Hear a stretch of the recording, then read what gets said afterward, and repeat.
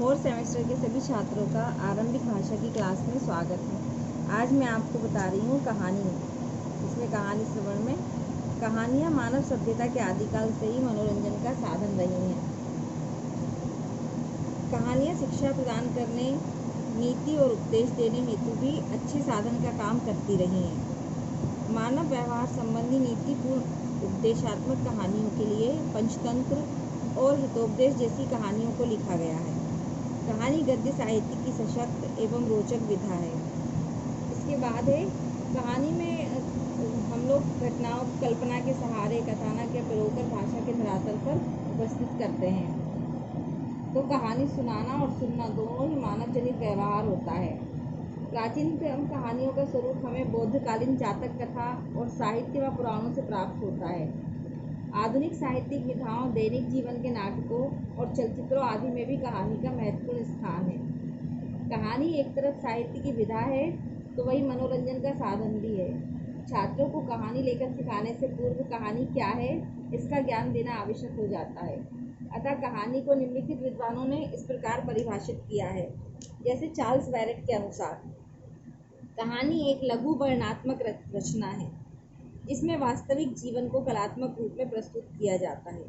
कहानी का प्रमुख उद्देश्य मनोरंजन करना है।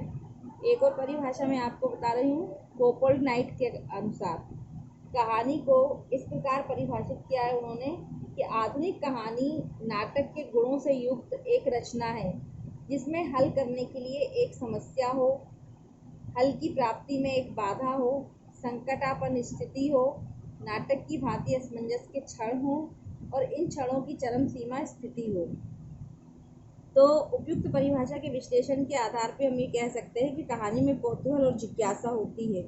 कहानी का उद्देश्य निश्चित होता है। कहानी में जीवन की वास्तविकता एवं कल्पना दोनों हो सकती हैं। कहानी में घटना या भावनाओं की प्रधानता होती है। कहानी गद्य साहित्य की प्राचीन, लघु और आवश्यक विधा है। इसके बाद है कहानी श्रवण के उद्देश्य।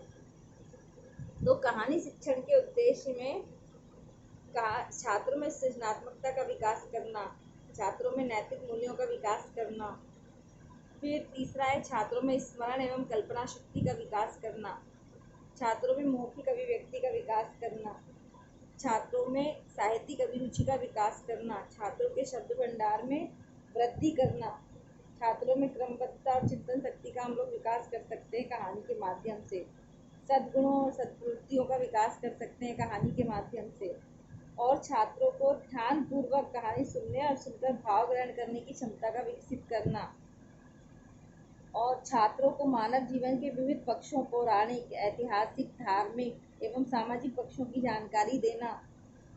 तो छात्रों को पशु पक्षियों एवं मानव स्वभाव के सांस्कृतिक मूल्यों से परिचित कराना। कई सारे उद्देश्य कहानी के हो सकते हैं। अच्छी कहानी के गुण क्या होते हैं वो आपको बता रही हूँ। एक अच्छी कहानी में कथानक सहज, सरल व बोधगम्य होते हैं। एक अच्छी कहानी बालकों के चरित्र निर्माण में सहायक होती है। एक अच्छी कहानी का शीर्षक छोटा, स्पष्ट, उत्सुकता प्रधान व सारगर्भित होता है। कहानी में शब्दावली सरल तथा वाक्य विन्यास छोटे होते हैं। अगला है अच्छी कहानियाँ छात्रों के लिए रुचिकर होती हैं, उसको बार बार सुनने का मन करता है। अगला है एक अच्छी कहानी घटना प्रधान होती है।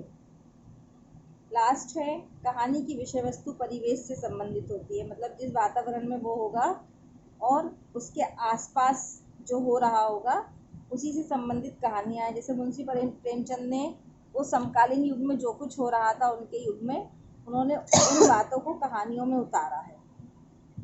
तो इस वीडियो में इतना ही, बाकी कहानी को अभी और अगले वीडियो में और बताएंगे इसकी शिक्षण विधियाँ,